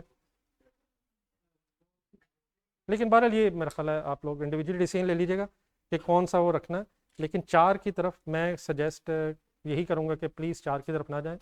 ये बाद में असल में होता ही है कि एक तो रोज़ पढ़ना होता है, फिर जब ये सिलेबस ख़त्म हो जाएगा तो अपने सेल्फ स्टडीज़ के लिए भी टाइम निकालना है, और उस वक्त आखिरी महीने में जाके 4 मैनेज करना डिफ़िकल्ट हो जाता है। फिर बीच में एक ये जो ईद उल अज़हा बड़ी ईद का भी एक कुछ ना कुछ 3-4 दिन आ जाने हैं, तो पहले ही सेशन छोटा है, गर्मियों वाला भी है, और फिर बीच में ईद की भी कुछ छुट्टियां आ जानी हैं, तो सेशन कंपैरेटिवली ऑलरेडी ही ज़रा टाइम उसमें कम है। तो 4 सब्जेक्ट्स के हवाले से मेरा नहीं ख्याल कि वैसे ही मुश्किल होता है। तो वैसे भी आप देखें ना, अकाउंटिंग है, टैक्स भी है, कोई भी सब्जेक्ट लेंगे तो उसमें साथ साथ उसे टाइम देना पड़ता है, फिर हर एक का टेस्ट भी होते हैं, होमवर्क्स भी होते हैं, रोज़ का रोज़ काम कंप्लीट करना होता है। तो हिस्टोरिकली स्पीकिंग 4 लोग ले तो लेते हैं, फिर होता ही है कि महीने बाद पता चलता है कि यार ये तो मैनेज नहीं हो रहा, लेकिन वो जो महीना है वो फिर वेस्ट हो गया, वो वही टाइम जो आपका अदरवाइज सब्जेक्ट्स पे लग जाना चाहिए था वो फिर ऐसे ही वेस्ट हो रहा होता है। तो 3 मेरी तो सेशन 3 तक है, अनलेस किसी का कोई एक्स्ट्रा हिम्मत करना चाहे तो डेफिनेटली उसे रोकना भी मुनासिब नहीं है। तो मैं जनरलाइज बात कर रहा हूँ, कुछ स्पेसिफिकली अगर आप बात करना चाहेंगे तो वो चाहे क्लास के बाद भी मिल लीजिएगा, लेकिन जनरलाइजली ओवरऑल नॉर्मल लोगों को अगर देखा जाए, एक्सेप्शंस में भी दिए, लेकिन 3 से ज़्यादा मेरा ख्याल है कि समटाइम्स लोग रख तो लेते हैं लेकिन बाद में फिर मैनेज नहीं होता। जी आपको बुक फिर डेफिनेटली कोरियर की जाएगी जी, पीडीएफ तो शेयर हो जाएगा बुक का, लेकिन डेफिनेटली फिजिकली बुक होनी चाहिए। तो ऑनलाइन स्टूडेंट्स आपको फिर कोरियर ही करेंगे। पीडीएफ तो बुक का शेयर हो ही जाएगा, एक आध दिन में फिर कर दूंगा, अभी इतनी जल्दी क्या है शायद। कोर्स कब तक कंप्लीट होगा? इंशाल्लाह कोर्स तब तक कंप्लीट हो जाएगा जैसे सिलेबस ख़त्म होगा। अगर आप हुक्म करते हैं तो वो आज ही सिलेबस, ये हमेशा ध्यान रखें, टीचर्स के लिए सिलेबस ख़त्म करना इशू नहीं है, लेकिन असल चीज़ है कि सिलेबस सही तरह से कवर हो, तो उसके लिए फिर टाइम लगता है। अगर फॉर एग्जांपल महसूस हो कि यार ये 2 सवाल और हो जाएं, तो रादर देन कि हम ये देखें कि ज़रा टाइम ख़त्म हो गया है, मेरा ख्याल है हमें कर लेना चाहिए। बाकी डेफिनेटली कोशिश तो यही है कि आपको मैक्सिमम रिवीजन के लिए टाइम मिले, लेकिन वो प्लस माइनस मेरा ख्याल अगर कोशिश तो यही है कि 1 महीना तकरीबन एंड में मिल जाए, लेकिन मेरा ख्याल इतनी मेरे साथ सख्ती आप नहीं करेंगे कि अगर 1-2 दिन कोई एक्स्ट्रा प्रैक्टिस के लिए अगर निकल आए तो वो कोई इशू नहीं है मेरा ख्याल। तो सिलेबस ख़त्म करना नहीं होता है, सिलेबस को सही पढ़ना है। मसलन एक तरीका ये भी हो सकता है कि आपको एक टॉपिक रह जाए, 2 सवाल करा के आ जाए, बाकी कर लीजिएगा, तो वो आप मेरे से ज़्यादा समझदार हैं, वो बाकी हो गए होंगे। तो पेपर बहुत टफ आता है, बहुत ज़्यादा प्रैक्टिस रिक्वायर्ड होती है, और आपको वही क्वेश्चंस दिए जा सकते हैं जिसके बारे में ये एक कॉन्फिडेंस हो टीचर्स की तरफ से कि ये कर लेंगे। जहाँ महसूस हो कि ये नहीं कर सकते तो फिर डेफिनेटली करने पड़ते हैं, उसे टाइम भी देना पड़ता है। तो मेन चीज़ ये, अच्छा इसमें भी रिक्वायर्ड ये होता है ना कि आप साथ साथ पढ़ें, ये नहीं होता है कि एंड में इकट्ठा ही पढ़ लूँगा, ये साथ साथ पढ़ा हो तब एंड में रिवीजन होती है। रिवीजन किसे कहते हैं?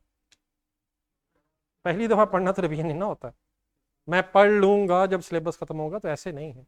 साथ साथ लेक्चर्स लिए हों, साथ साथ होमवर्क्स कंप्लीट किए हों, टेस्ट वगैरह दिए हों, फिर वो सेलेक्टेड से चंद एक क्वेश्चन होते हैं जो रिवीजन करनी होती है। मसलन फॉर एग्जांपल अगर आपको कुछ भी समझाना है तो शुरू में एक बेसिक सा सवाल किया जाता है, उसका मकसद ये नहीं होता कि इसने पेपर में आ जाना, लेकिन अगर वो क्वेश्चन नहीं किया जाएगा तो आपसे बड़ा क्वेश्चन भी हैंडल नहीं होगा। तो it takes time, Aahista Aahista Aahista चीज़ें उस तरह से क्लियर होती हैं जिस तरह होनी चाहिए। तो सिलेबस की बहुत ज़्यादा डेप्थ है।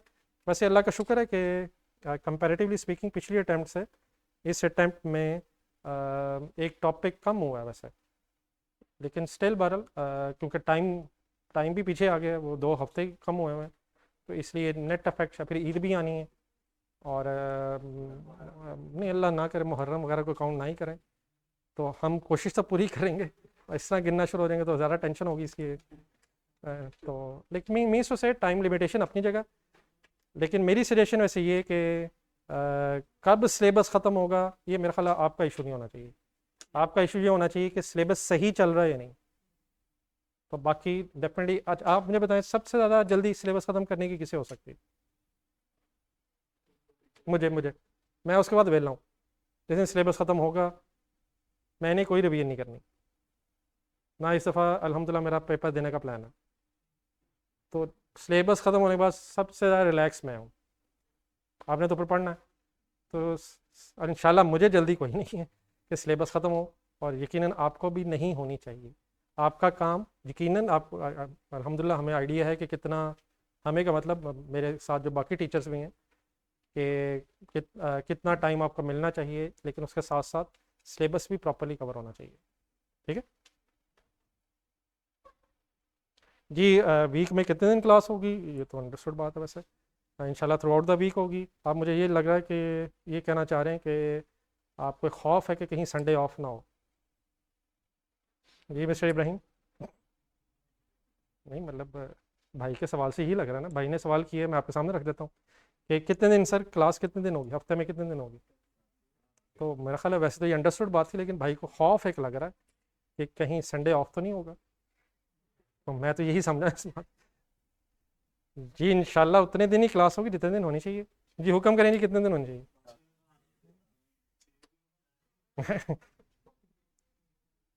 तो बस दुनिया ऐसे ही है सर, ऐसे ही है।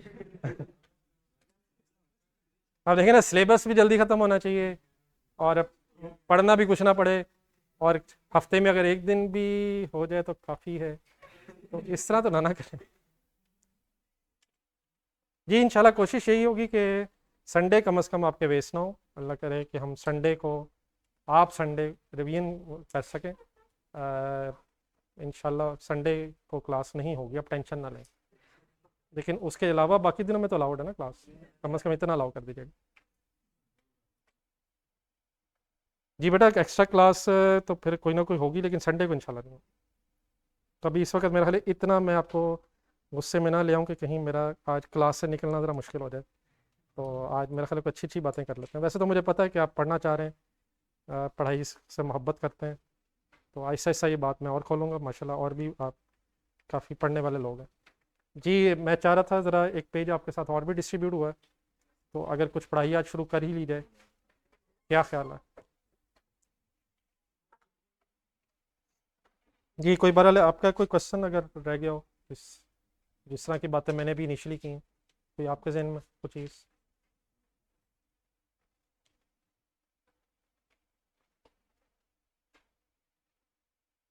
जी बेटा इस तरह ने काइंडली नहीं कीजिएगा, पता नहीं अब पुरानी बुक और नई बुक में कितना चेंज है या नहीं है। अगर आपके फॉर एग्जांपल को पुरानी बुक है, तो फिर एटलीस्ट आप नई बुक के साथ कंपेयर ज़रूर कर लीजिएगा। कुछ चेंजेस होंगी, अब डेफिनेटली सारी जहन में नहीं होती हैं। तो अगर आप पुरानी बुक यूज़ करना चाहते हैं, मुझे कोई एतराज़ नहीं है, लेकिन एटलीस्ट आप फिर कंपेयर ज़रूर कर लीजिएगा। उसमें कुछ चेंजेस अगर हैं तो एटलीस्ट वो वाले पेजेस एटलीस्ट कॉपी करवा लीजिएगा। जी क्लास का टाइम इंशाल्लाह यही होगा जी। क्लास का टाइम इसी टाइम पे इंशाल्लाह क्लास होगी।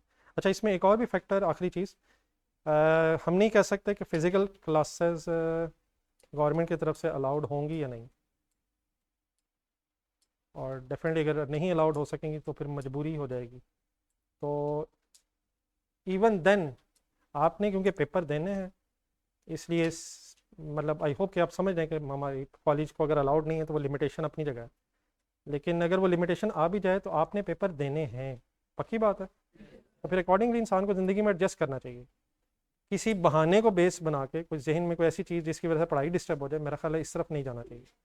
डेफिनेटली अल्लाह करे कि फ़िज़िकल क्लासेस अलाउड हों और फिज़िकली हम थ्रू आउट द सेशन पढ़ें, लेकिन अगर कोई भी प्रॉब्लम आ जाए तो ज़िंदगी में इन्हीं प्रॉब्लम्स के साथ अपने आपको एडजस्ट करना पड़ता है। कोई ऐसी चीज़ कि यार अब ये हो फिज़िकल नहीं होनी तो मैंने नहीं, मतलब टाइम तो हमारा ही वेस्ट होना। तो अगर खुदा न खास्ता फिज़िकल क्लासेस ना भी हों, तो इट इज़ अंडरस्टूड कि इंशाल्लाह अब आपको जिस मोड में भी होंगे प्लीज़ मोटिवेट ज़रूर करेंगे पढ़ाई के हवाले से। कोई इतना इम्पॉसिबल भी नहीं होता है। ठीक है आइडियल नहीं है, मैं मान लेता हूँ, लेकिन अपने आप को ज़िंदगी में चेंजिंग सर्कमस्टांसेस में एडजस्ट करने का नाम ही सीए है, बाकी मैं कुछ नहीं कहता। लेकिन सीए वाले नौजवान को तो अपने आप को हर एंगल से एडजस्ट करना चाहिए, मुश्किलात से खेलना आना चाहिए। ठीक है प्लीज़।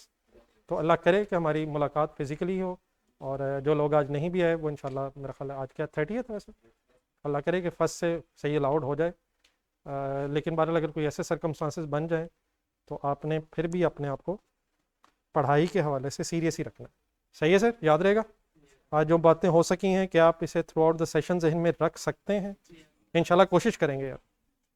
चलें सर, आज हम अपनी ज़रा स्टडीज़ को स्टार्ट कर लें। थोड़ा सा आपके पास पेजेस हैं, ज़रा एक प्रॉपर्टी प्लांट इक्विपमेंट के नाम से एक पेज आपके साथ शेयर हुआ होगा, तो पेन ज़रा हाथ में रख लें। कुछ ज़रा बेसिक्स ही आज जो आप पहले अपनी चीज़ें पढ़ी होंगी वही इस पेज पे लिखी हुई हैं, हम जस्ट आज ज़रा उसी को रिवाइज़ कर लेते हैं।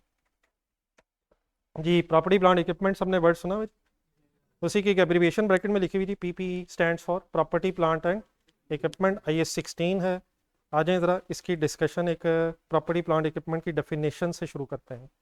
कुछ बातें मैं पहले इनिशियली आपके सामने कर देता हूँ, लेकिन क्योंकि आपने ये आइडिया आप लोगों को पहले भी है, तो अगर मेरी किसी बात में कन्फ्यूजन रह गई तो इंशाल्लाह फिर उसे भी डिस्कस कर लेंगे। इन्वॉल्व रहना चाहिए क्लास में, वन साइडेड बहस नहीं हो जानी चाहिए। डेफिनेटली इनिशियली मैं कुछ बात ज़रूर करूँगा, लेकिन अगर आपके जहन में कोई क्वेश्चन आए, किसी हवाले से कोई कन्फ्यूजन हो जाए, तो ज़रूर मुझसे पूछेगा। तो आ जाए ज़रा पेन हाथ में रख लें। सबसे पहले एक डेफिनेशन सॉर्ट ऑफ लिखी हुई है प्रॉपर्टी प्लांट इक्विपमेंट की, पढ़ें, आपके पास पेजेस हैं। These are those tangible items. सबसे पहले तो ये वर्ड अंडरलाइन कर लें, टेंजेबल आइटम्स। असल में एक और वर्ड भी होता है, इनटेंजिबल।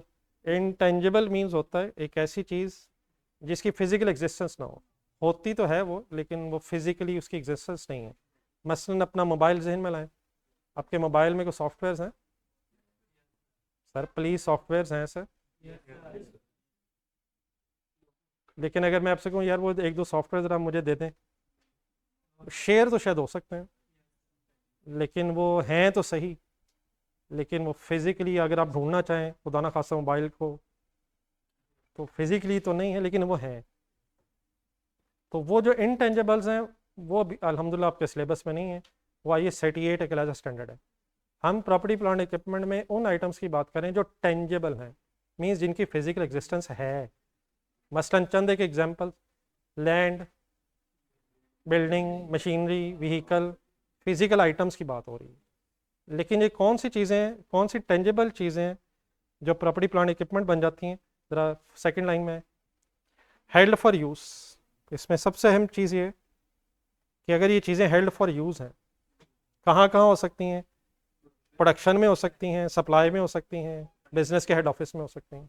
अगर कोई मैन्युफैक्चरिंग बिजनेस है, फैक्ट्री में हो सकती हैं, हेड ऑफिस में जहाँ बिजनेस एडमिनिस्ट्रेशन हो रही है। सेलिंग एसेट्स हो सकते हैं, कोई डिलीवरी व्हीकल्स हैं जिन व्हीकल्स को आप यूज़ कर रहे हैं ताकि आप चीज़ें बेच सकें, तो फैक्ट्री में भी हो सकती हैं, मैन्युफैक्चरिंग में। हेड ऑफिस में एडमन लिखा हुआ है, एडमिनिस्ट्रेटिव पर्पसेस के लिए हो सकती हैं और सेलिंग पर्पसेस के लिए भी हो सकती हैं। मेन वर्ड्स क्या हैं? हेल्ड फॉर यूज़ लिखा, हेल्ड फॉर सेल अगर लिखा हो फिर ये इन्वेंट्री है, वो बहस नहीं हो रही। और अगर इन्वेंट्री है, IS 2 है, और inventories are measured at lower of cost and NRV है, नो कॉन्सेप्ट ऑफ डेप्रिसिएशन। लेकिन प्रॉपर्टी प्लांट इक्विपमेंट एक आइटम कब बनेगी? जब नंबर एक वो हेल्ड फॉर यूज हो, और नंबर दो has a useful life of more than 1 accounting period. पहली दो लाइनों में कुछ बोल्ड वर्ड्स भी लिखे हुए। नंबर एक, हेल्ड फॉर यूज हो ये चीज़ें, और नंबर दो, इनका फ़ायदा मोर देन 1 अकाउंटिंग पीरियड हमें होना हो। तो ऐसी चीज़ें प्रॉपर्टी प्लांट एंड इक्विपमेंट की हेडिंग के अंदर, डेफिनेशन के अंदर आ जाएंगी। थर्ड लाइन पढ़ें इसके नीचे, इनका करना क्या है? इन्हें कैपिटलाइज किया जाता है और फिर डेप्रिशिएट किया जाता है इनकी यूजफुल लाइफ पे। कैपिटलाइज का वर्ड अगर कभी आपके सामने बोला जाए तो इसका मतलब एसेट बनाया जाता है।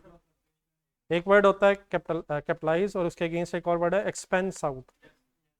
अगर कैपिटलाइज वर्ड बोला जाए तो आपके जहन में स्टेटमेंट ऑफ फाइनेंशियल पोजीशन आनी चाहिए, कैपिटलाइज कर दें। मसलन फॉर एग्जांपल अगर मैं आपसे कहूँ कि मशीनरी की इंस्टॉलेशन कॉस्ट, मशीनरी की इंस्टॉलेशन कॉस्ट कैपिटलाइज होगी या एक्सपेंस आउट होगी? क्या मतलब? एसेट की कॉस्ट में ऐड हो जाएगी, कैपिटलाइज हो जाएगी, पता नहीं इस बात का। लेकिन अगर कोई रिपेयर एंड मेंटेनेंस है तो वो एक्सपेंस आउट हो जाएगा। एक्सपेंस आउट का मतलब हम प्रॉफिट एंड लॉस की बात कर रहे हैं, कैपिटलाइज का मतलब हम स्टेटमेंट ऑफ फाइनेंशियल पोजीशन में एसेट बनाने की बात कर रहे हैं। तो कोई लैंड है, बिल्डिंग है, मशीनरी है, इसको आप क्या करेंगे? कैपिटलाइज करेंगे, एज एन एसेट डेबिट करेंगे, और बाद में उसकी यूजफुल लाइफ पे उसे डेप्रिशिएट करेंगे। सिर्फ एक चीज़ आपके जहन में यकीनन आनी चाहिए, लैंड जहन में लाएं ज़रा। क्या लैंड कैपिटलाइज करेंगे? कैपिटलाइज करेंगे सर, एसेट तो बनाएंगे, लेकिन क्योंकि उसकी यूजफुल लाइफ इनडिटर्मिनेबल है, इनडेफिनेट है, पता नहीं कितनी है, तो डेप्रिशिएट नहीं कर सकेंगे। सेंटेंस लिखा होता है depreciate over the useful life, लेकिन अगर यूजफुल लाइफ का अंदाजा ही नहीं है तो फिर आप डेप्रिशिएट नहीं कर सकेंगे। क्या लैंड एसेट ही नहीं है? कैपिटलाइज करेंगे आप, लेकिन उसकी लाइफ नॉर्मली इनडेफिनेट होती है, इसलिए फिर आप उसे डेप्रिशिएट नहीं कर पाएंगे। जिन जिन एसेट्स की लाइफ डिटर्मिनेबल होगी उनकी फिर डेप्रिसिएशन भी चार्ज करेंगे। Any confusion in my words? जी प्लीज़, मैंने कोई नई बात कर दी हो? नीचे एक लिस्ट बनी हुई है कुछ एग्जांपल्स की जो शायद हमने बोली भी हैं। Land, building, plant and machinery, furniture, motor vehicle, computer equipment etcetera, ये सब चीज़ें अगर हेल्ड फॉर यूज़ हैं और नॉर्मली इनकी लाइफ 1 साल से ज़्यादा ही होती है, तो ये सब चीज़ें प्रॉपर्टी, प्लांट एंड इक्विपमेंट कहलाएंगी। इनको फिर हम पहले कैपिटलाइज करेंगे और डेप्रिशिएट करके साथ साथ जैसे उसकी लाइफ है अकॉर्डिंगली रिड्यूस करते जाएंगे। जी मैं 1 मिनट रुक रहा हूँ, आप इसे दोबारा पढ़ भी लें जो अभी मैंने डिस्कस किया है, और अगर कोई चीज़ आप ऐड करना चाहें या पूछना चाहें तो ज़रूर करें। नहीं, रेंटल पर्पसेस के लिए मशीनरी वगैरह होती है। हाँ जी, हाँ जी, हाँ जी, हाँ, वो वरना फिर IS 40 में चली जाएगी।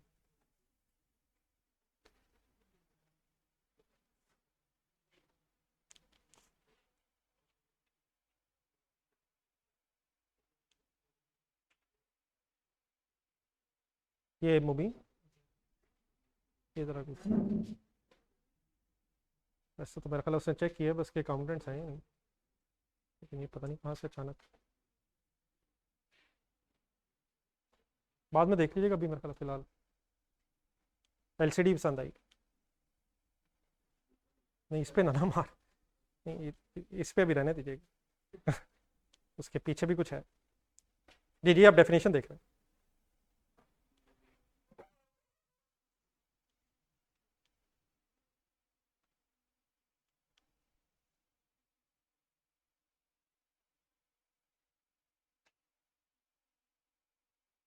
बट आप प्लीज़, डेप्रिशिएट होता है, प्रॉपर्टी प्लांट इक्विपमेंट डेप्रिशिएट ही होता है। प्रॉपर्टी प्लांट इक्विपमेंट की डेप्रिसिएशन चार्ज होती है कैपिटलाइज करने के बाद, एक्सेप्ट लैंड जिसकी लाइफ का एस्टीमेट नहीं होता नॉर्मल सर्कमस्टांसेस।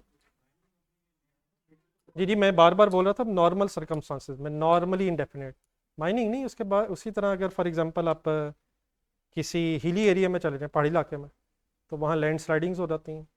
आजकल ग्लोबल वार्मिंग का एक वर्ड यूज़ किया जाता है। ये जो साहिली इलाकों के साथ अगर लैंड है तो वो सतह समंदर बुलंद होने से वो भी अंदर चली जाती हैं।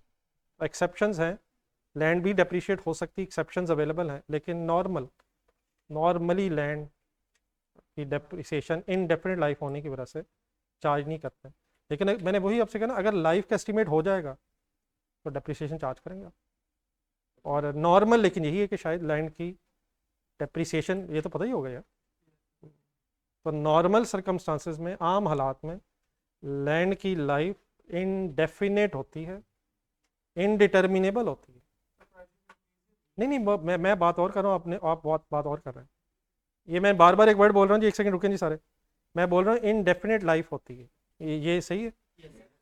अब आप ये कह रहे हैं उसकी तो वैल्यू बढ़ती है, तो वो डेफिनेटली बढ़ती है, तो डेप्रिशिएट क्यों नहीं होती? क्योंकि लाइफ इनडिटर्मिनेबल है, तो फिर इसकी वैल्यू बढ़ जाती है, प्लॉट्स वगैरह की बढ़ती है।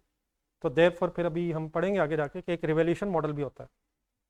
तो चीज़ें अगर उनकी प्राइस ज़्यादा हो रही, इवन कम भी हो सकती है फिर बाद में सब्सिक्वेंटली, तो फिर वो भी होता है। नहीं, इम्पेयरमेंट अभी भी नहीं होता, वो कुछ और होता है, रिवैल्यूएशन होती है। हाँ, इस वक्त डेप्रिसिएशन की बात हो रही है। इनडेफिनेट का मतलब है इनडिटर्मिनेबल। बल्कि आप बताएं ना, फॉर एग्जाम्पल आपका प्लॉट है, उसकी कितनी लाइफ है? या आप कुछ कह रहे हो? नहीं, मतलब मैं ये कहना चाह रहा हूँ इनडिटर्मिनेबल है। अच्छा, ये इनफाइनाइट नहीं है वर्ड, ये इनफाइनाइट होता हमेशा, लामहदूद। तो अल्हम्दुलिल्लाह हमें तो ये पता है कि क़यामत वाले दिन लैंड भी गायब हो जानी है। तो इनफाइनाइट नहीं है, इनडिटर्मिनेबल। अब क़यामत कब आएगी? हरकतें तो हमारी ऐसी हैं कि, लेकिन बाकी वो रब का फैसला, तो लैंड भी ख़त्म हो जाएगी। तो इनफाइनाइट नहीं, इनडिटर्मिनेबल। हाँ, लेकिन जैसे वो भाई एक बात करता है, अगर पता चल जाए तो अकॉर्डिंगली डेप्रिशिएट करेंगे। नॉर्मली इनडेफिनेट होने की वजह से डेप्रिशिएट नहीं करते, एक्सेप्शंस हो सकता है, आपने कभी पढ़ी हो वगैरह, कभी आएंगी तो फिर डिस्कस कर लेंगे। आप कुछ कह रहे थे? एक minute. Assets, these items are capitalized in, इसको स्टेटमेंट ऑफ फाइनेंशियल पोजीशन में रिकॉर्ड करेंगे। इस लाइन का बस मतलब ये है, यही बोली, एसेट्स आर कैपिटलाइज्ड, इनको स्टेटमेंट ऑफ फाइनेंशियल पोजीशन में रिकॉर्ड करेंगे। इस मतलब लाइन का मतलब ये, इसे एक्सपेंस के तौर पे डेबिट नहीं करेंगे, इसे एक एसेट के तौर पे स्टेटमेंट ऑफ फाइनेंशियल पोजीशन में ले जाएंगे। इसको लिखा हुआ है these items are capitalised. Capitalised का मतलब इसको स्टेटमेंट ऑफ फाइनेंशियल पोजीशन में ले जाएं। एक्सपेंस्ड आउट का मतलब इस चीज़ को प्रॉफिट एंड लॉस में ले जाएं। जिस तरह मैंने एक दो एग्जांपल्स दी थी, अगर कोई आपने मशीनरी ली है और उसको इंस्टॉल करने पे 50,000 का खर्चा हुआ है, तो आप उस 50,000 को कैपिटलाइज करेंगे एसेट में, मींस एसेट कॉस्ट में ऐड कर देंगे स्टेटमेंट ऑफ फाइनेंशियल पोजीशन में जाके, एक्सपेंस आउट नहीं करेंगे। लेकिन अगर कोई रेगुलर रिपेयर मेंटेनेंस है तो आप उसे कैपिटलाइज नहीं करेंगे, आप उसे प्रॉफिट एंड लॉस में एक्सपेंस आउट करेंगे। अब ठीक है, ये आप कुछ कर, लो वैल्यू इक्विपमेंट का मतलब, अच्छा नहीं, असूलन तो उन्हें भी कैपिटलाइज होना चाहिए। एक स्टेपलर वगैरह देखा है कभी आप लोगों ने जिंदगी में? स्टेपलर की बजाय कैलकुलेटर पे आ जाता है ना जो आपके हाथ में। कितने का आता है आजकल कैलकुलेटर? ऑन एवरेज को लगा लेते हैं 1500 कर लेते हैं। इसका दोबारा इसको अपने ज़रा, जिनके पास है ज़रा एक सेकंड देखें, देख के बताएं इसकी लाइफ। मोबाइल नहीं कह रहा, मोबाइल नहीं कह रहा, कैलकुलेटर अल्हम्दुलिल्लाह जब से लिए ठीक चल रहा है। 5-7 साल से ज़्यादा भी वैसे चलता है, आपको आइडिया नहीं होगा ये। अल्हम्दुलिल्लाह ऐसा कुछ नहीं होता, ये गिर भी जाए तो अल्हम्दुलिल्लाह हो जाता है, लेकिन आप जानबूझ के ना गिरा दीजिएगा। तो नॉर्मली 5-10 ईयर्स चलें तो असूलन तो ये 1500 कैपिटलाइज होना चाहिए और 10 साल सपोज उस पर डेप्रिशिएट होना चाहिए। लेकिन अब बिजनेसेस जहन में लाएं आप, कंपनीज के एंगल से ये 1500 रुपीज़ इममटीरियल है। आपने पीआरसी में कॉन्सेप्ट पढ़ा होगा मटीरियलिटी, सिग्निफिकेंस के एंगल से, वो कि जो चीज़ें सिग्निफिकेंट होती हैं वो मटीरियल कहलाती हैं, जो इनसिग्निफिकेंट है छोटी मोटी चीज़ें वो इममटीरियल कहलाती हैं। असूलन तो इस कैलकुलेटर को कैपिटलाइज होना चाहिए और फिर 10 साल पर डेप्रिशिएट होना चाहिए। बल्कि एक और चीज़, डेप्रिशिएट भी होना चाहिए, इसकी रेजिडुअल वैल्यू भी सोचनी चाहिए, मेथड सिलेक्ट होना चाहिए, स्ट्रेट लाइन लगाऊं, रिड्यूसिंग लगाऊं वगैरह वगैरह। असूल तो ये कहता है। लेकिन अब ज़रा जहन में लाएँ ज़रा कंपनी के अकाउंटेंट्स, अगर कंपनी के अकाउंटेंट इस चक्कर में पड़ जाएं कि कैलकुलेटर 1500 कैपिटलाइज हो रहा है, रेजिडुअल वैल्यू क्या है, मेथड कौन सा लगाऊं, तो जितना वो टाइम वेस्ट कर देगा उसका फ़ायदा कोई नहीं। तो इममटीरियल चीज़ों की कोई बहस नहीं होती है। हमारी हमेशा काउंटिंग किसको फोकस कर रही होती है? मटीरियल। मटीरियल गलतियाँ ना हो, इममटीरियल टाइम वेस्टिंग है। इसलिए बेहतर ये कि 1500 थोड़ी सी अमाउंट है कंपनीज के लिए, तो इसे एक्सपेंस रिकॉर्ड करके बहस ख़त्म करें। असूल क्या कहता है? कैपिटलाइज करें, डेप्रीशिएट करें। लेकिन बीच में जो मटीरियलिटी कॉन्सेप्ट है वो आके कहेगा कि ऐसी टाइम वेस्ट ना करें, इसको एक्सपेंस आउट करके बात ख़त्म कर दें। एक छोटी सी एग्जांपल बोर्ड पर ज़रा देखें। समटाइम जब हम वर्किंग करते हैं तो सपोज 800 रुपीज़ आए आंसर, लेकिन समटाइम पॉइंट्स में आंसर जा रहा होता है। कभी हुआ है इत्तेफाक कैलकुलेटर पे कोई वर्किंग कर रहे हो तो पॉइंट्स में आंसर चला जाए और पॉइंट्स में काफ़ी सारे डिजिट्स नज़र आ रहे होते हैं। अब असूलन तो ये अमाउंट ये है, सपोज 800.25676778, लेकिन बताएं इसे बस कैसे लिख दूं? असूल तो ये है कि पूरी वर्डिंग लिखूं, लेकिन ये टाइम वेस्टिंग है। तो राउंड ऑफ किया जाता है। ये वर्ड सुना कभी आपने? राउंड ऑफ किस लिए किया जाता है? ताकि इममटीरियल बहस ना हो और राउंड ऑफ करके तकरीबन बात ठीक हो जाए। तो वन सेकेंड, ये मटीरियलिटी कॉन्सेप्ट है। हम अकाउंटेंट्स की पूरी कोशिश होती है, होनी चाहिए कि कभी भी कोई मटीरियल मिस्टेक ना हो। मटीरियल मीन्स सिग्निफिकेंट मिस्टेक ना हो। हाँ, जानबूझ के इममटीरियल मिस्टेक भी ना हो, लेकिन टेंशन नहीं लेनी चाहिए इममटीरियल चीज़ों की। सारा फोकस होना चाहिए कि मटीरियल चीज़ें सही हो जाए। ठीक है, तो इसलिए डेफिनेटली इसको राउंड ऑफ करना चाहिए। बताएंगे इसे राउंड ऑफ करके कितना लिखूं? ये मैं ज़रा वैसे ही देखना चाह रहा हूँ कि अच्छा चलें, अगर पॉइंट्स में नहीं जाना बताएं कितना लिखूँ। 800 पॉइंट्स के बाद 25 आ रहा है। अच्छा अगर 2 डिजिट तक राउंड ऑफ करना है तो बताएं क्या करूँ। अगर सपोज पॉइंट्स के बाद 2 जाना है मैंने तो 26 ठीक है। अब ये डेफिनेटली हम खुद कर रहे हैं कुछ, लेकिन क्यों कर रहे हैं, ताकि इमटेरियल बहस ना हो। तो 257 भी तकरीबन 26 है। तो रुपीज़ में भी राउंड ऑफ किया जा सकता है, पॉइंट्स में भी जाके राउंड ऑफ किया जा सकता है। मेरा गुमान ये है कि शायद आपने जब भी कभी राउंड ऑफ किया होगा तो शायद पॉइंट्स में 2 डिजिट से ज़्यादा आगे नहीं गए होंगे। उससे आगे जाना टाइम वेस्टिंग है। एग्ज़ाम ने राउंडिंग ऑफ का कोई इशू नहीं है। उसी तरह ये कैलकुलेटर कंपनीज के एंगल से, कैलकुलेटर, स्टेपलर्स, पिन्ने छोटी मोटी, अगर देख बहुत डेप्थ में जाएंगे यकीनन इनकी लाइफ तो 1 साल से ज़्यादा है, लेकिन टाइम वेस्टिंग है। तो जहाँ भी इमटेरियल चीज़ सामने आ जाएगी उसकी काउंटिंग्स में कोई बहस नहीं। ठीक है प्लीज़। तो अगर ये आइटम्स मटेरियल हैं तब इन्हें कैपिटलाइज करके डेप्रिशिएट करें इनकी लाइफ पे, अदरवाइज शायद सिंपली इग्नोर भी कर सकते हैं। ठीक है जी, एनी अदर कन्फ्यूजन जी। चलिए अब ज़रा टाइम भी ख़त्म हो रहा है तो इंशाल्लाह कल ही डिटेल में बात शुरू करते हैं। सॉरी आज ज़रा क्लास का स्टार्ट करते हुए ज़रा कुछ थोड़ा टाइम एक्सपेक्टेड नहीं था शायद कि आप लोग फिजिकल भी आएंगे, शायद इसलिए हम ज़रा रिलैक्स ही थे। तो इंशाल्लाह कल से टाइम पे क्लास स्टार्ट करेंगे और पढ़ाई प्रॉपर स्टार्ट कर लेंगे। ठीक है जी प्लीज़। चलें इंशाल्लाह फिर, आज कोई खास बात नहीं हो सकी, इंशाल्लाह कल से कल सही पढ़ाई शुरू करेंगे। ठीक है ऑनलाइन स्टूडेंट्स, आपका तो नहीं कोई क्वेश्चन, कुछ चीज़ आप तो नहीं पूछना चाह रहे। ये पेजेस अभी काइंडली 1-2 दिन संभाल के रखिएगा, कल से कैलकुलेटर भी साथ होने चाहिए। चलिए जी फिर इंशाल्लाह मुलाकात होती है। अल्लाह हाफ़िज़।